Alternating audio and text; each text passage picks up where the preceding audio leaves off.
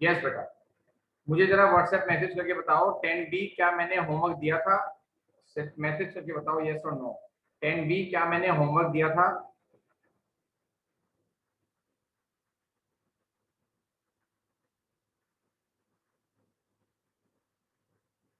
ठीक है।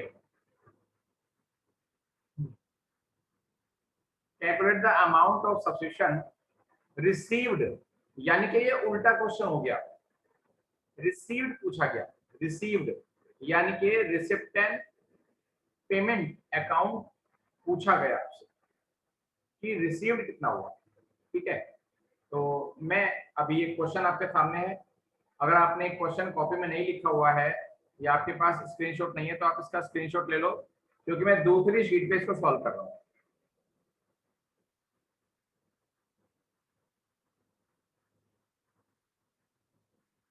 Plane sheet पर इसको सॉल्व कर रहा हूँ।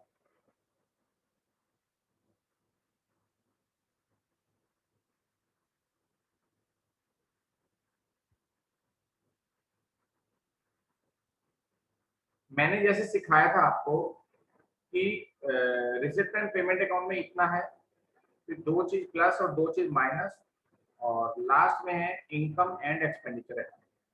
ठीक है, इसको अगर मैं फॉर्मूले की शेप दे दूं, इस पूरे फॉर्मेट को अगर मैं फॉर्मूले की शेप दे दूं, तो it will be looking like I and E वाला सब्स्टिट्यूशन निकालने के लिए आपको आर एंड पी वाले में दो चीजें तो प्लस करनी है और दो चीजें माइनस करनी है। आउटस्टैंडिंग करंट ईयर वाला प्लस करना है, एडवांस प्रीवियस वाला प्लस करना है, आउटस्टैंडिंग प्रीवियस वाला प्लस करना है, माइनस करना है, और एडवांस करंट वाला माइनस करना है। मैंने जिस फॉर्मेट को फॉर्मूले में लिखा, किसी बच्चे को अगर कोई प्रॉब्लम आई तो वो मुझे पहले हैंड रेस करके मेरे से प्रॉब्लम पूछे।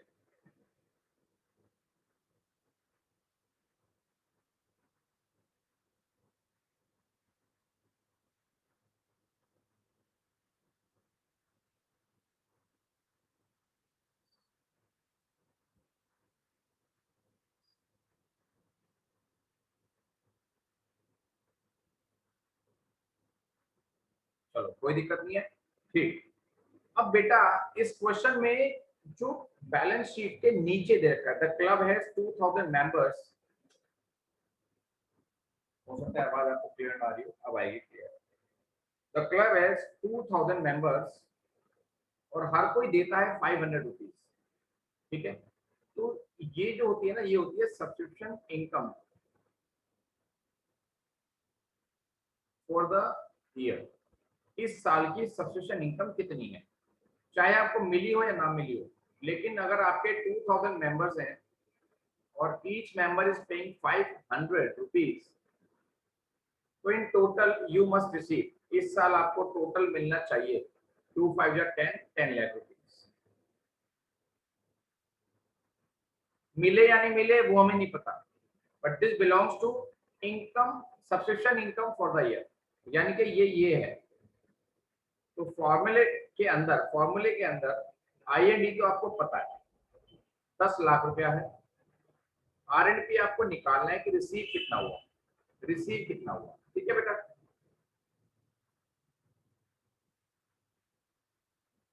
तो accrued current year, outstanding current year देखो 2018 31 मार्च वाला 6000, प्लस एडवांस पिछले साल का देखना है बेटा 3000, माइनस आउटस्टैंडिंग प्रीवियस ईयर का, माइनस एडवांस करंट ईयर का।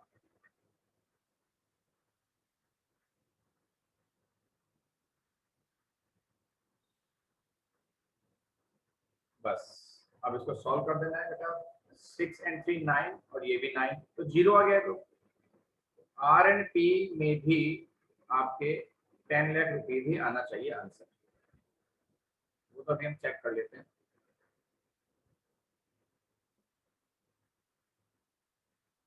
बाई चांस की बात, इन्होंने एक्स लेट करके करा, हम एक्स लेट करके नहीं कर रहे क्योंकि हमारे पास सिंपल फॉर्मूला है सॉल्व करने के लिए। This is the way to solve such type of questions. कोई भी क्वेरी हो हैंड रेस करो बेटा, you can ask anything, anything. और जो हो चुका है उसमें भी आप कुछ भी पूछ सकते हो बेटा।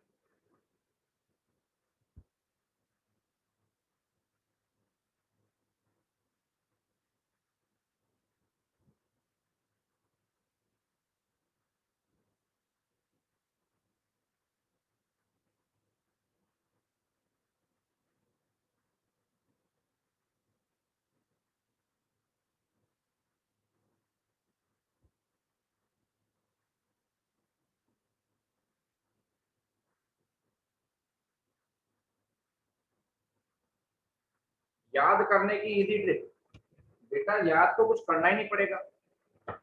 मैंने तो बहुत अच्छे से बहुत टाइम लगा के समझाया आपको। अगर आप उस लेक्चर को दोबारा देखो जो समझाया था, और कल वाला भी मैं अपलोड कर दूंगा, तो आपको याद नहीं करना पड़ेगा।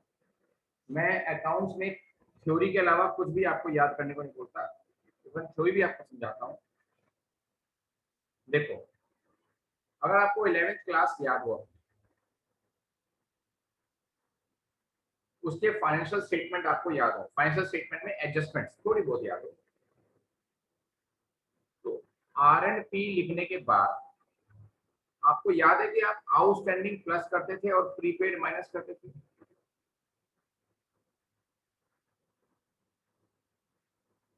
देवांश रिप्लाई करो बेटा, ये चीज याद है आपको? ठीक है। अब मैं आपको बता रहा हूँ कि इसे हम इस मामले में इंक्लूड कैसे करें। ये जो आउटस्टैंडिंग आप प्लस करते थे वो करंट ईयर वाला, यानी कि एंड वाला, और जो आप एडवांस माइनस करते थे, प्रीपेड माइनस करते थे, वो भी करंट ईयर वाला था, यानी कि एंड वाला। ठीक है। अब क्वेश्चन में आउटस्टैंडिंग एक और दे रखा है, प्रीवियस ईयर वाला, यानी कि बिगिनिंग वाला, तो वो इससे उल्टा चलेगा। अगर आउटस्टैंडिंग एंड वाला प्लस है तो आउटस्टैंडिंग बिगिनिंग वाला माइनस होगा।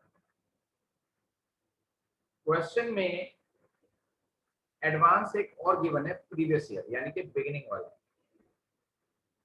अगर करंट ईयर वाला एडवांस माइनस हो रहा है तो ये प्लस है। So this is the easiest way to learn this formula. बाकी सब कुछ लॉजिकल है। उस इनकम या एक्सपेंस को इनकम एंड एक्सपेंडिचर अकाउंट के हिसाब से निकालने के लिए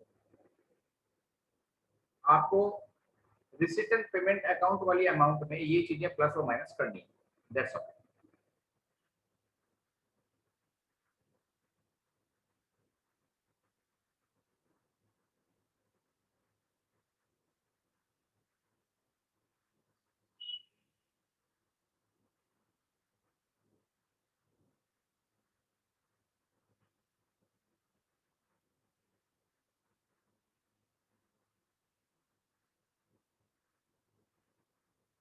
ठीक है, चलो। और कोई प्रॉब्लम? ठीक।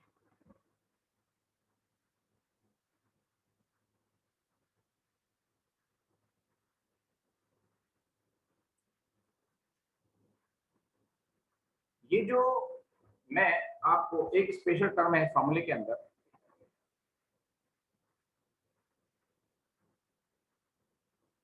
फॉर्मूला यूज करते हैं amount as per receipt and payment account. ये जो हम फॉर्मूला यूज करते हैं, दो चीज प्लस करते हैं, दो चीज माइनस करते हैं, इसमें एक चीज बड़ी स्पेशल है। जो आउटस्टैंडिंग है उसके लिए हम वर्ड यूज करते हैं outstanding at the end of current year.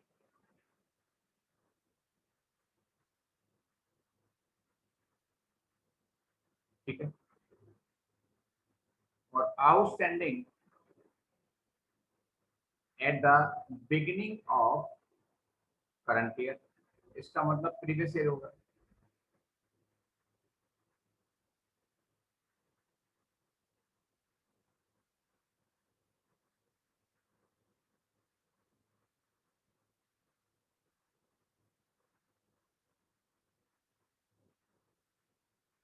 तो अब इसका मीनिंग समझाने का टाइम आता है।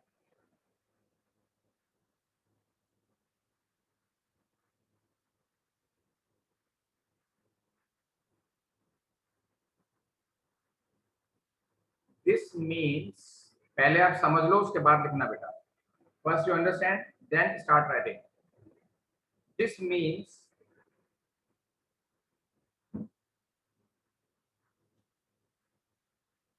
just a moment. This means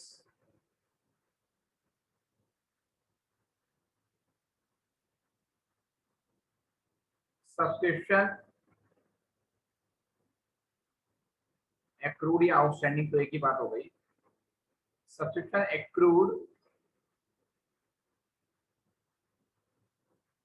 of the current year plus any accrued subscription of any previous year. पिछले साल का कोई ऐसा accrued subscription है जो हमें अभी भी नहीं मिला, बल्कि हुआ any still accrued. Still accrued का मतलब क्या है? जो हमें अभी भी नहीं मिला, वो भी इसमें जुड़ेगा. ठीक है ना? यहां तो मैं फुल स्टॉप लगाता हूं, दोबारा लिखता हूं. Means total accrued at the last date of the current year. इस साल की लास्ट डेट पर टोटल आउटस्टैंडिंग कितना है, चाहे वो किसी भी साल को बिलोंग करता हो. पिछले इस साल का कुछ रह गया, कुछ पिछले साल का हमें अभी भी नहीं मिला, तो वो भी इसमें इंक्लूड करना पड़ता है, तब जाके वो निकलता है outstanding at the end of current year. पहले मैं इसी को एलैबोरेट करूंगा एक एग्जांपल से. ठीक है, तो इसका मीनिंग आपको उसी के साथ समझ में आ जाए.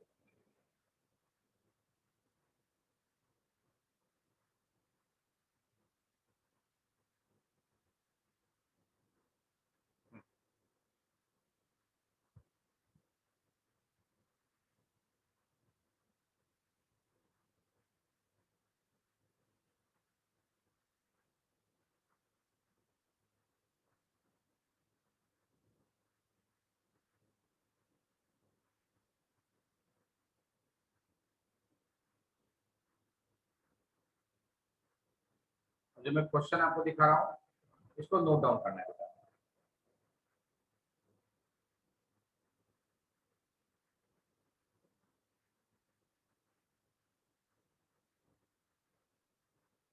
ये क्वेश्चन थोड़ा डेट्स आगे पीछे हो सकती हैं.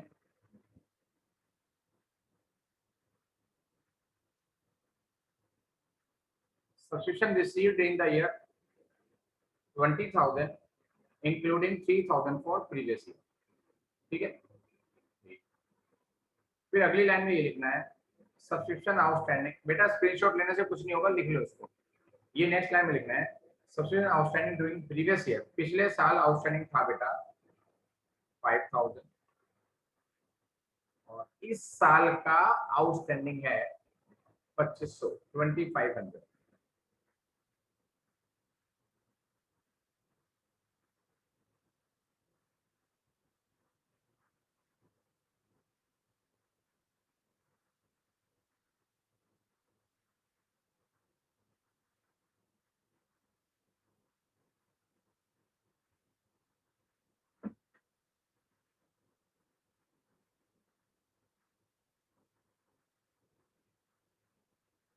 ठीक है, ये क्वेश्चन आपने नोट कर लिया. अभी आप सॉल्यूशन को ना देखो, सॉल्यूशन जो मैं कराऊंगा उस पे ध्यान देना. ठीक है,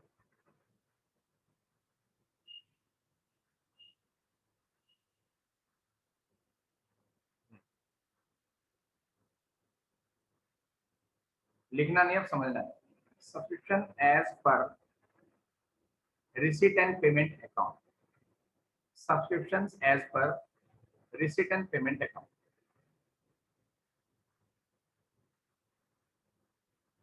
20,000. दो चीज, सॉरी एक चीज प्लस है, वो क्या है plus? accrued at the end of current year. ये कितना है। अब लोगों को लगेगा, बच्चों को लगेगा सर ये रहा 2500, ये कैसा सवाल पूछा आपने। आपको तो ये लगेगा ये रहा 2500, लेकिन इसको फाइंड करने के लिए आपको एक फॉर्मूला तैयार करना पड़ेगा।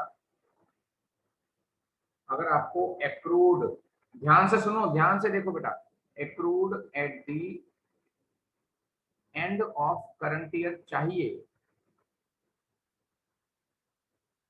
ये चैप्टर आपको 2 दिन और टफ लगेगा, साथ साथ लेके चलते रहो। वैसे तो बहुत मजा आएगा इस चैप्टर के अंदर, लेकिन 2 दिन के बाद आपको ये इजी लगना स्टार्ट हो जाएगा, मतलब यूज टू हो जाओगे आप इसको। तो accrued at the end of current year निकालना है, तो accrued of the current year plus still accrued of previous year, कि पिछले साल का कोई अभी भी एक्रूड बचा हुआ हो तो वो इसको प्लस करना है। एक्रूड ऑफ करंट ईयर तो बेटा दे रखा है क्वेश्चन में 2500, अब इसमें प्लस करना है पिछले साल का कोई स्टिल आउटस्टैंडिंग। ठीक है, स्टिल आउटस्टैंडिंग का मीनिंग अगर आपको क्लियर है तो मुझे व्हाट्सएप पर बताओ कि पिछले साल का स्टिल आउटस्टैंडिंग कितना होना चाहिए। जिसको पता है वो बताए, जिसको नहीं पता वो टेंशन ना ले, क्योंकि मैंने बताया नहीं है, पर मैं जानना चाहता हूँ कि किस किस को वो स्टिल वाली बात पता चल गई, मैं क्या बोल रहा हूँ। अरे वाह श्रेया, गुड।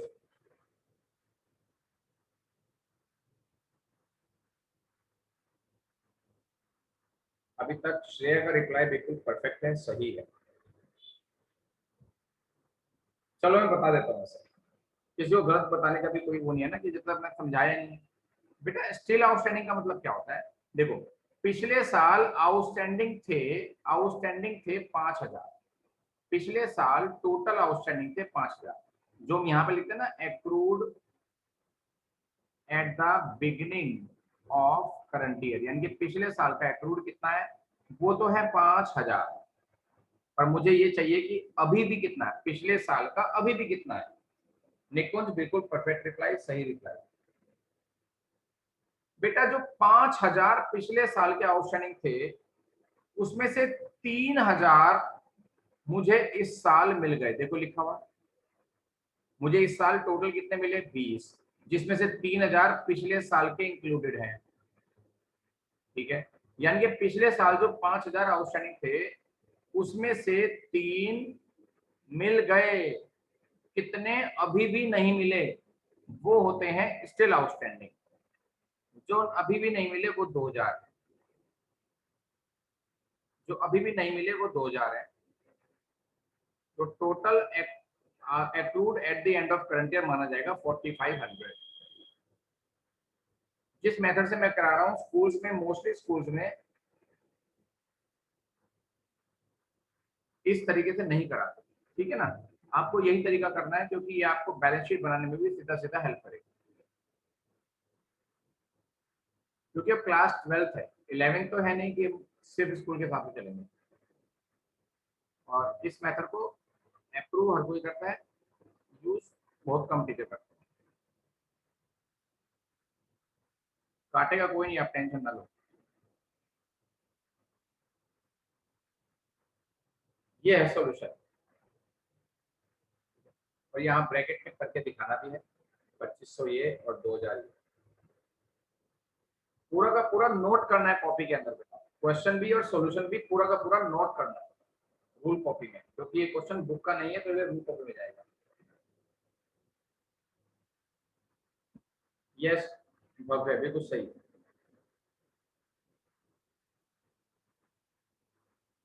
जिसको डिस्कस करना हो रेज है।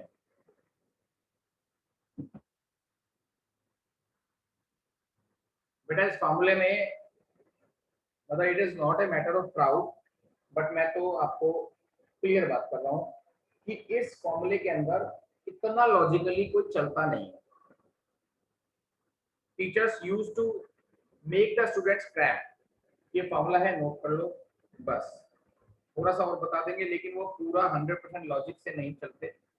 मैं टीचर की रिसर्च नहीं कर रहा हूँ, वो ये उस हिसाब से चलते हैं कि भाई बच्चों कुछ ज्यादा लॉजिक समझाएंगे तो बच्चे चिढ़ जाते हैं कि सर इतना डीप जा रहे हो, हमें समझ नहीं आ रहा। बट मैं तो चाहता हूँ कि चाहे कोई छोटा सा रूल है, अगर आप डीप जा रहे हैं और आपको मुश्किल समझ में आया तो उस पर 2 दिन एक्स्ट्रा लगा दो, उसको इजी बना दो प्रैक्टिस कर करके, ठीक है ना। लेकिन चलो बिल्कुल लॉजिकल। पता सब टीचर्स को है, ऐसा नहीं कि उनको नॉलेज नहीं है, सब टीचर्स को परफेक्ट नॉलेज है, ऑल टीचर्स आर परफेक्ट। लेकिन वो बच्चों के पॉइंट ऑफ व्यू से थोड़ा सा मेथड चेंज कर देते हैं बस।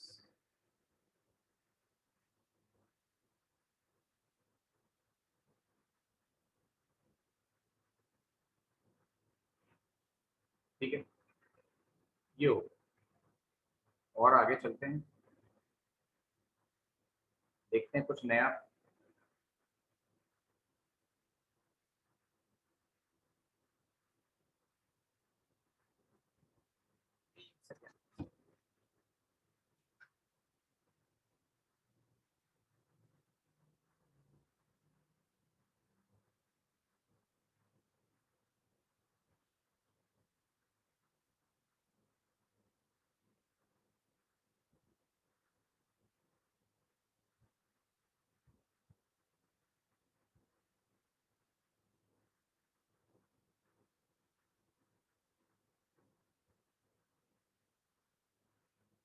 मैं दूसरा मेथड करने को मना कर रहा हूँ, इसका अल्टरनेट मेथड आपको नहीं करना।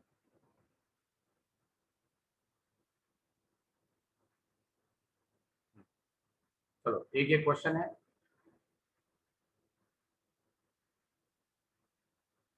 जल्दी से नोट करो और इसको सॉल्व करो।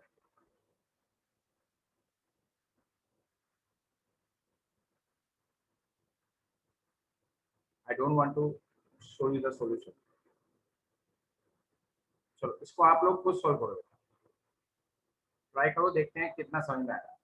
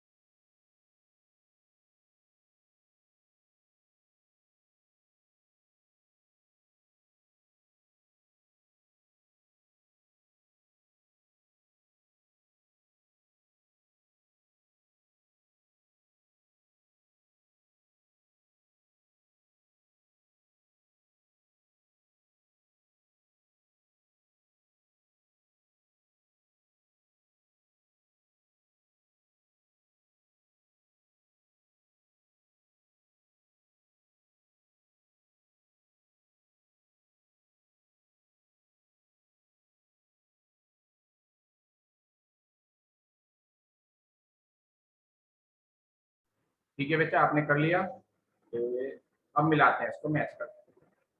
ठीक है, ये आरएनपी के हिसाब से हो गया।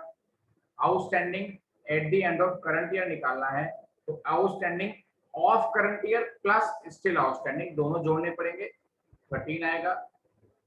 ठीक, एडवांस करंट ईयर का माइनस आउटस्टैंडिंग पिछले साल का माइनस 10 दे रखा था, इसमें से 8 मिल गया था, 10 था पिछले साल का जिसमें से 8 मिल चुका है,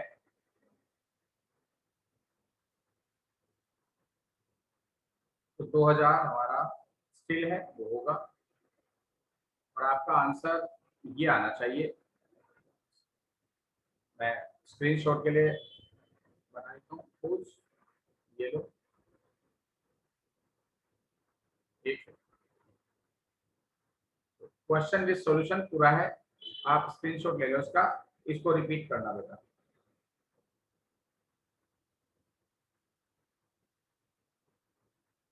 सब्सक्रिप्शंस के लिए जो मैंने आज का लेक्चर दिया ना, स्टिल आउटस्टैंडिंग वाली बात, ये बहुत इंपॉर्टेंट है बेटा, इसको प्लीज बार बार रिपीट करना, अच्छे से रिपीट करना, बैच खत्म होते ही रिपीट करना 2-3 बार, तो फिर कल बैच शुरू होने से पहले एक बार रिपीट करके ज्वाइन करना बेटा, बहुत इंपॉर्टेंट बात है,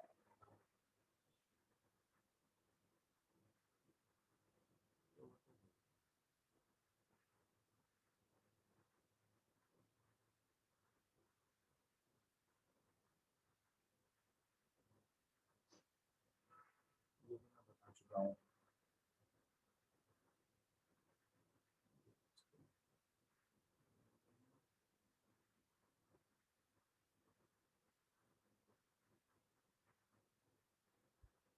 ये तो आपने लिख लिया है तो कोई नीड नहीं है। हाँ, बहुत इंपॉर्टेंट क्वेश्चन है,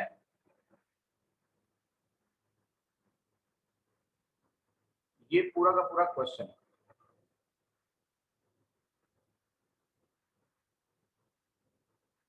सब्सक्रिप्शन रिसीव, ठीक है, ये रेसिडेंट पेमेंट अकाउंट, आपको ये मान के चलो कि ये गिवन है,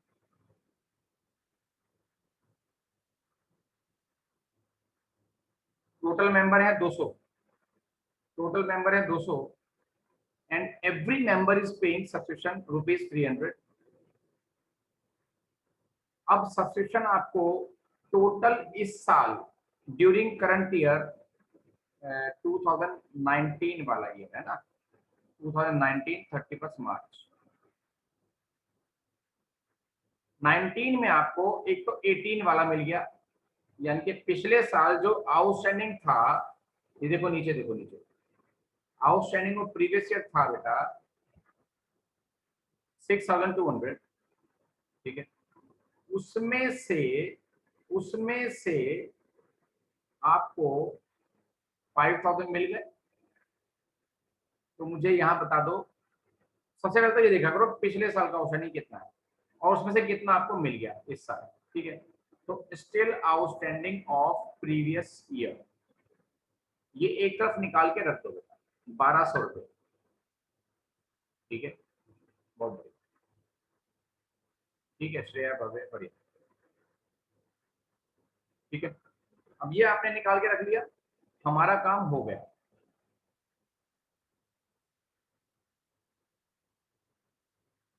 ठीक है, तो आर एंड पी के हिसाब से टोटल मिला हमको 70,000, हम तो टोटल लेते हैं हमेशा 70,000, दो चीज प्लस दो चीज माइनस, प्लस में क्या क्या है, outstanding at the end of current year, ठीक,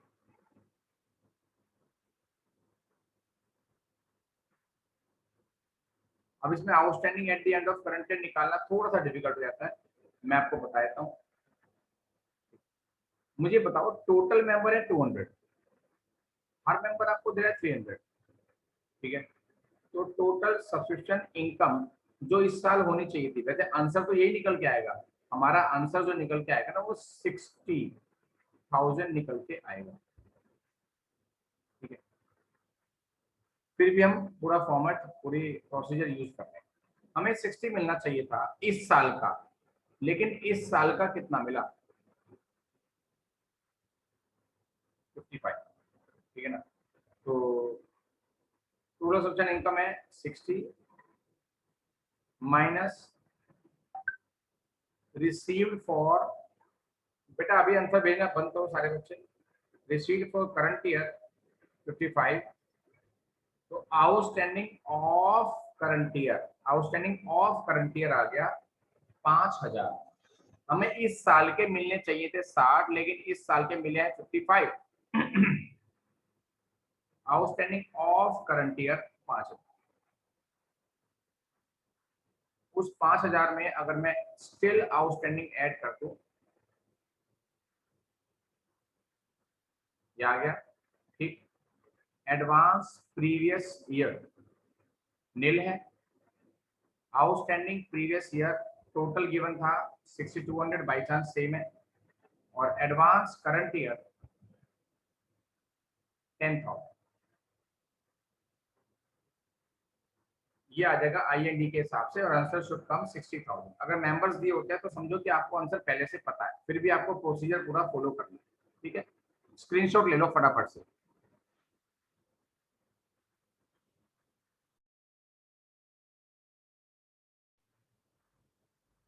तो इस क्वेश्चन को अच्छे से समझ लो बेटा। इसमें कोई डाउट है तो हैंड रेज करो, कुछ भी डिस्कस करना हो, this is the ultimate question, ठीक है। बहुत गजब का क्वेश्चन है, इसमें जो कुछ पूछना है पूछो बेटा।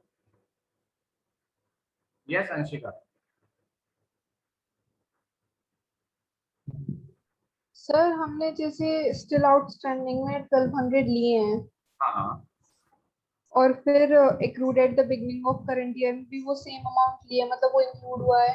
वो तो टोटल लेना होता है कि पिछले साल टोटल आउटस्टैंडिंग कितना था, उसमें से मिला नहीं मिला है तो हमें पता नहीं, हमें तो प्रीवियस ईयर का देखना होता है कि प्रीवियस का 6200 है, उसमें से 5 मिल गए तो 1200 रुपए अभी भी जो इस साल के करंट ईयर के एंड में आउटस्टैंडिंग है, ये तो करंट ईयर का आउटस्टैंडिंग माना जाएगा, इसको प्रीवियस का नहीं मान सकते।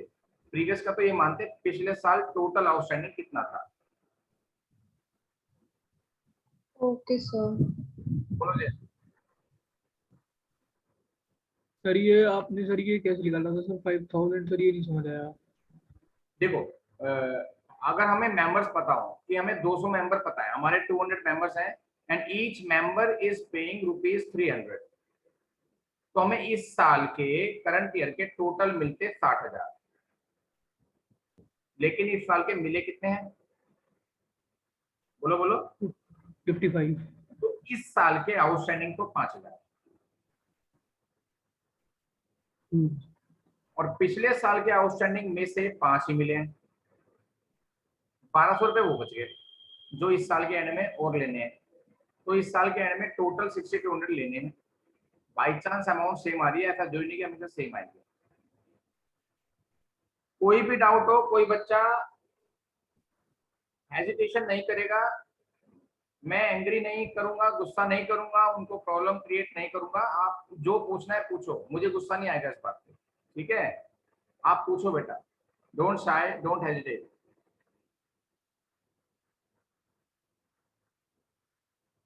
हो गया क्लियर? चलो, अगर ये क्लियर है बेटा तो ये टेबल, ये क्वेश्चन है 1 2 3 4 5, 5 क्वेश्चन है। 2019 हमारा करंट ईयर माना जाएगा, और 19 में आपको 18 का, 19 का और 20 का इतना इतना मिला। ये एक क्वेश्चन, देखो एक लाइन में एक क्वेश्चन मैंने ऐसे बना रखा है कि शॉर्ट में क्वेश्चन है। टोटल मेंबर्स हैं 100, और एवरी मेंबर इज पेइंग 200, ठीक है। और एक मिनट होल्ड करो।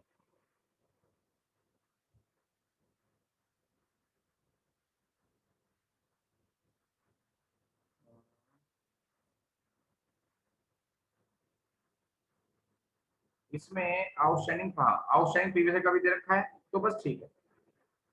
This is the complete question. तो ये 5 क्वेश्चन तो आपको करने हैं, लेकिन जो ये क्वेश्चन मैंने कराया था इसको भी आपको 4-5 टाइम्स रिपीट करना है।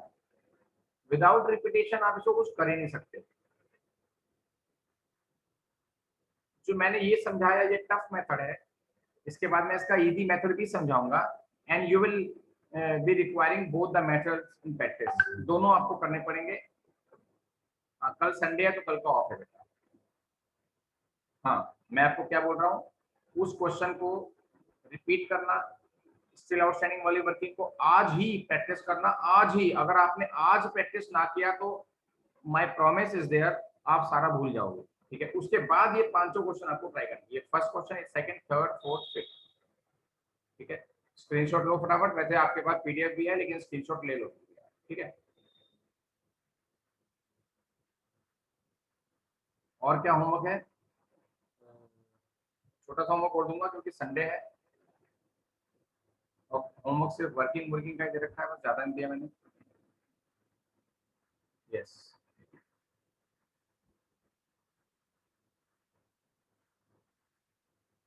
10 तक दिया था ना। ये एससी शर्मा का 11th क्वेश्चन, आपके पास हो सकता है एससी शर्मा बुक ना हो तो ये स्क्रीनशॉट ले लो बेटा। बुक सबको पता है ना, we need to purchase SC Sharma, ABD publisher की बुक है, और एनपीओ उसके सेकंड बुक के अंदर है। फर्स्ट बुक में पार्टनरशिप है, दोनों बुक लेनी है, बल्कि तीनों बुक लेनी है, फर्स्ट सेकंड थर्ड 3 पार्ट लेनी है।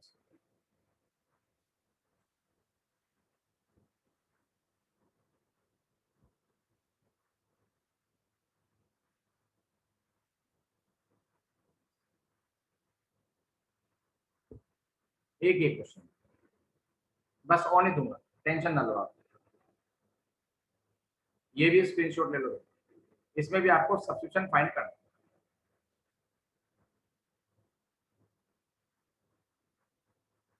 ठीक है, प्रॉब्लम आएंगी, ऐसा नहीं कि प्रॉब्लम नहीं है। ठीक है, अब जिसको डिस्कस करना हो वो डिस्कस करेगा बेटा, हैंड रेस करके डिस्कस करो जो जो करना है। जिसको सारा क्लियर है वो क्लास को लीव कर सकते हैं, बाकी बच्चे डिस्कस करेंगे बेटा। यस बाबू, सर नमस्ते। नमस्ते बेटा। सर एडवांस वाला क्लियर नहीं हुआ, advance for current year. Advance current year, advance yes sir. बेटा देखो जी, हमारा ये बताओ करंट ईयर कौन सा है? Sir current year 2019। अरे इसमें देखो, इसमें देखो सामने। सर 1 अप्रैल से 1 अप्रैल 2019 टू 31 मार्च क्या 2020। बोल रहे हो यार? करंट ईयर की लास्ट डेट बताओ मुझे क्या है? सर 31 मार्च पूरा नहीं बोलोगे? 2020। हाँ पूरा बोलो ना यार, ब्रेड खा रहा है क्या? नहीं नहीं सर। मार्च 2020 ये हमारा करंट ईयर का एंडिंग है। ठीक है, इस वाले साल में आपको 19 वाला भी मिल गया, यानी कि प्रीवियस ईयर वाला आपको इस साल मिला है। 20 यानी कि करंट ईयर वाला भी मिल गया, और आने वाले साल का भी मिल गया। Yes sir. तो जो 2020 में आपको 2021 वाला भी मिल गया, ये होता है एडवांस करंट ईयर। और सर दूसरे वाला एडवांस। वो ये रहा कि 2020 में आपको पता चला कि 2019 में आपको एडवांस मिला था 20 के लिए। अगर हमारा ओके सर। हाँ 20 करंट ईयर है तो रिसीव्ड इन 19 फॉर 20, ये तो हो गया एडवांस प्रीवियस ईयर। एक होता है रिसीव्ड इन 20 फॉर 21, ये होता है advance current year. Okay sir. Clear है बात? Yes sir. हाँ जय बोलो। सर वो पीछे जो आपने स्क्रीनशॉट दिखाया था ना सर, वो दिखा दो सर। एक तो ये ले लो स्क्रीनशॉट, ये तो ले लिया था सर, फिर दूसरी पीडीएफ में जो था ना एक ये भी ले लो। सर, ये भी ले लिया था। ठीक, और ये ले लो, यही वाला था। आराम से लो। बस यहीं तक क्वेश्चन है। एक मिनट, दोबारा लो स्क्रीनशॉट, अब कंप्लीट आएगा।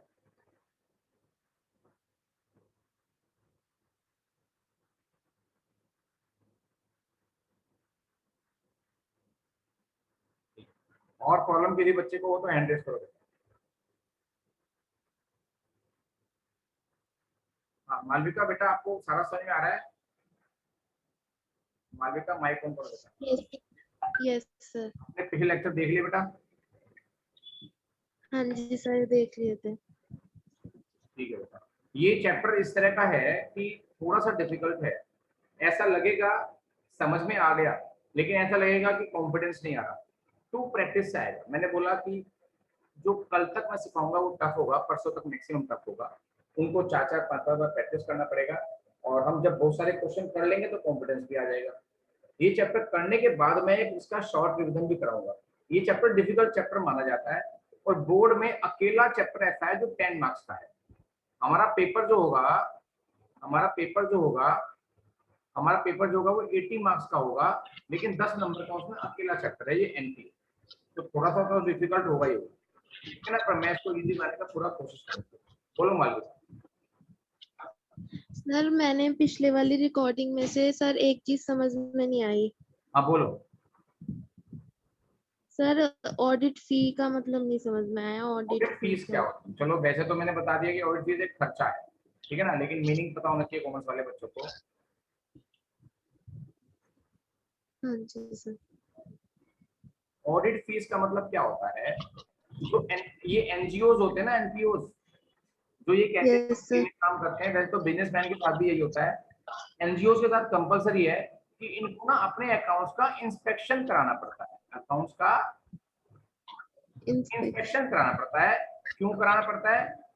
दो चीज पता लगाने के लिए कि कोई गलती तो नहीं हो गई, और जो बड़ी चीज है वो ये है कि कोई फ्रॉड तो नहीं कर रहा है। तो इंस्पेक्शन, हाँ, done by chartered accountants, CA करते हैं इंस्पेक्शन, ठीक है। जो सीए ये वाला इंस्पेक्शन करते हैं, this type of inspection is called audit. और ओके सर। इंस्पेक्शन की जो वो फीस लेते हैं वो होती है ऑडिट फीस। Okay sir. और बोलो। बस सर। ठीक है, बाय बेटा।